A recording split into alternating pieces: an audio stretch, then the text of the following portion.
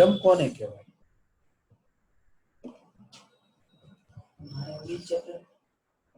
કે પ્રિઝમ એટલે શું? It is a polyhedra having two equal and similar faces, all its ends or edges parallel to each other and joined by other faces which are rectangles. એટલે કે દાખલા તરીકે તમે અહીંયા જોઈ શકો છો કે આ એક ટ્રાયેંગ્યુલર પ્રિઝમ છે. તો તમે જુઓ કે આ છે એનો બેઝ છે, બરાબર? આ બંને આ ટોપ છે. તો આ બંનેને જોડવા માટે તમે જુઓ કે આ રેક્ટેંગ્યુલર ફેસ, આ એક, આ બે અને આ ત્રણ, આ ત્રણ રેક્ટેંગ્યુલર ફેસથી એ જોડાય છે, બરાબર? એટલે કે આ એનો બેઝ અને આ ટોપ બંને એક જ સરખા હશે અને બંનેને જોડવા માટે આ રેક્ટેંગ્યુલર ફેસથી જોડાય છે, એને કહેવાય પ્રિઝમ.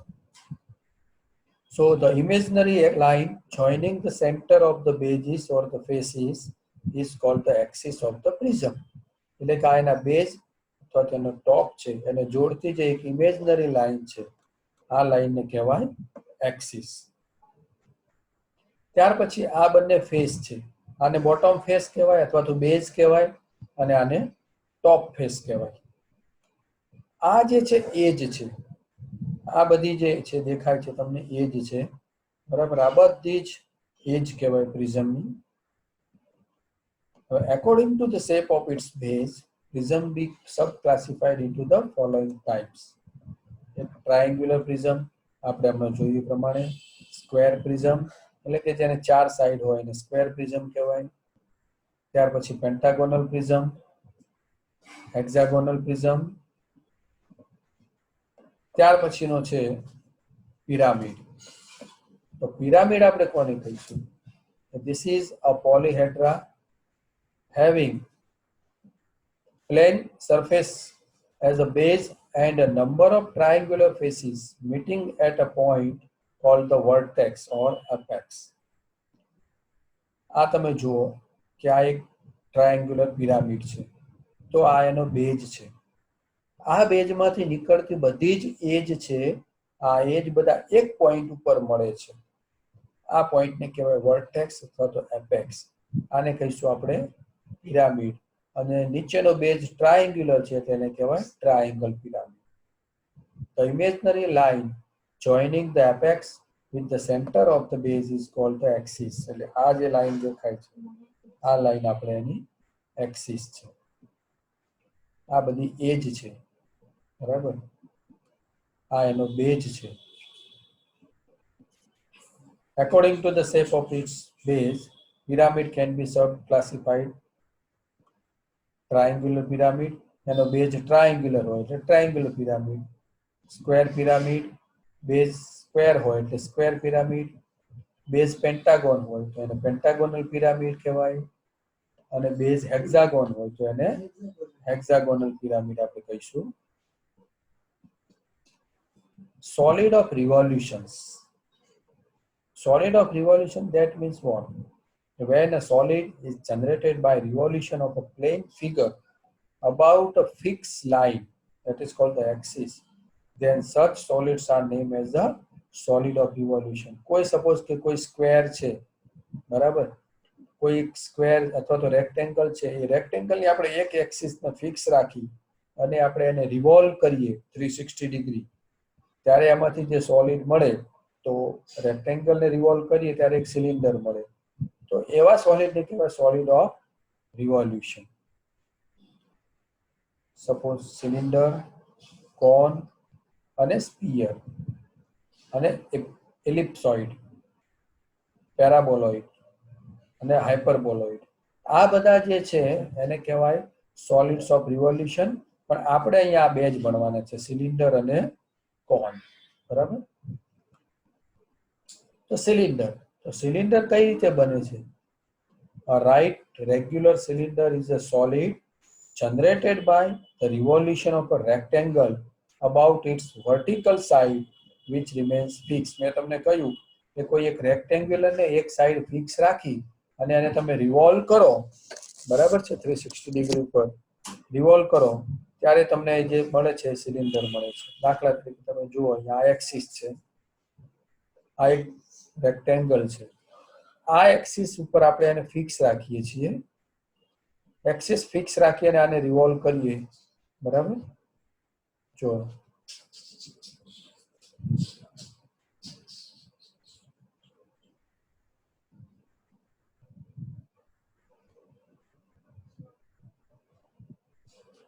ઓકે, તો આ સિલિન્ડર બન્યું. તો આ શું કર્યું આપણે? આ રેક્ટેંગલની આ એક્સિસને ફિક્સ રાખી અને એને 360 ડિગ્રી રિવોલ્વ કર્યું ત્યારે આપણને સિલિન્ડર મળે છે.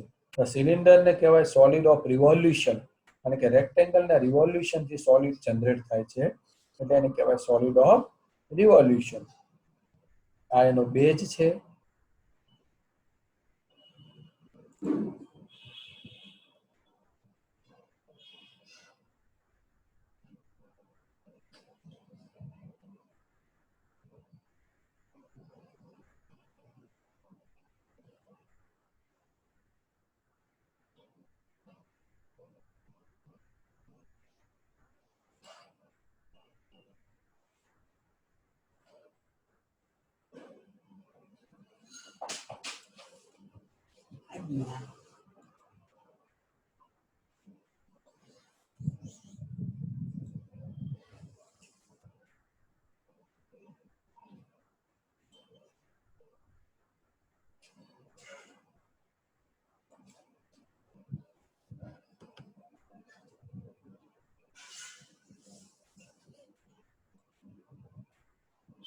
ત્યાર પછી કોન.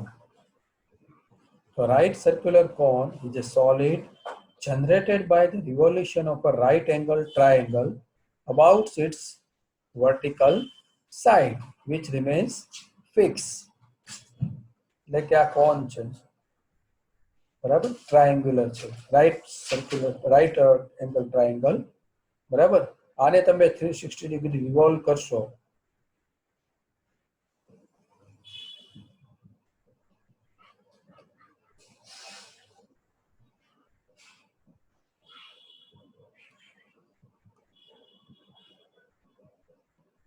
તો આપણો એક આ કોન જનરેટ થયો, જેની આ એક્સિસ છે, આ એનો બેઝ છે,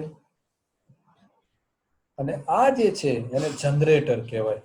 તો કોઈ પણ કોન અથવા તો સિલિન્ડર હોય એને નંબર ઓફ જનરેટર છે એ નંબર ઓફ જનરેટર ઇન્ફિનિટી હોય, અસંખ્ય જનરેટર હોય, બરાબર. ભલે તમને અહીંયા બે જ જનરેટર દેખાય છે પણ number of generator are infinity. Now some important terminology used in the projection of solid. Edge or generator. So for pyramid and prism, edge are the line separating the triangular faces or rectangular faces from each other. For cylinder, generator are the straight line joining the different points of the circumference of the base with each other. એટલે કે બેઝના circumference થી એકબીજાને જે જોડતી લાઈનો છે એને generator કહેવાય. Apex of solid. For cone and pyramid, apex is the point where all the generators or the edges are meet.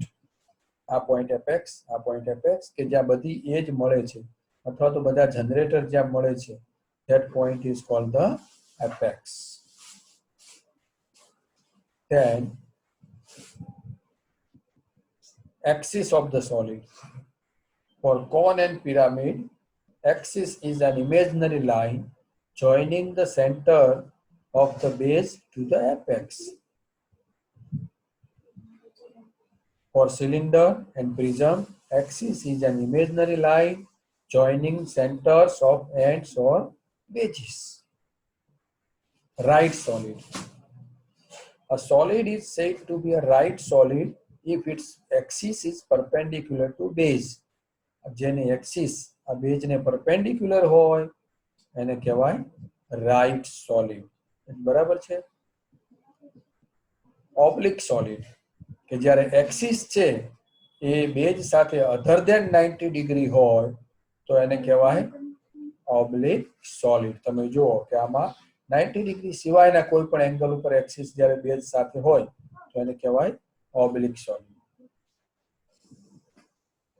ત્યારબાદ રેગ્યુલર સોલિડ.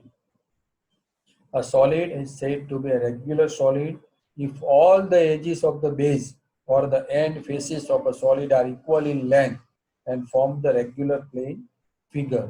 એટલે એનો જે બેઝ છે, બેઝની બધી જ સાઈડના માપ એક સરખા હોય, પેન્ટાગોન હોય તો પેન્ટાગોનની બધી જ સાઈડના માપ 25 કે 30 કે 35, પણ બધી જ સાઈડના માપ એક સરખા હોય તો એને રેગ્યુલર સોલિડ કહેવાય. Then frustum of solid. When a pyramid or a cone is cut by a plane parallel to its base, thus the removing the top portion, the remaining lower portion is called the frustum.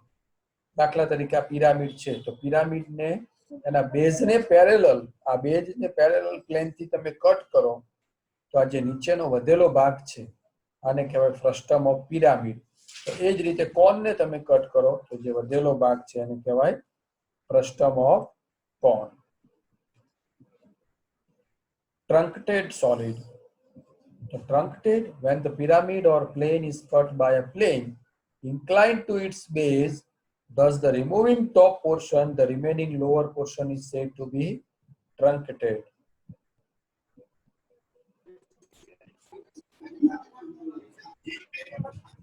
બરાબર, solid હોય એને incline પ્લેનથી તમે cut કરો, કોઈ પણ incline પ્લેનથી, અને ઉપરનો ભાગને રિમૂવ કરો ત્યારે જે નીચેનો વધેલો જે ભાગ છે એને આપણે કહીએ ટ્રંકેટેડ સોલિડ.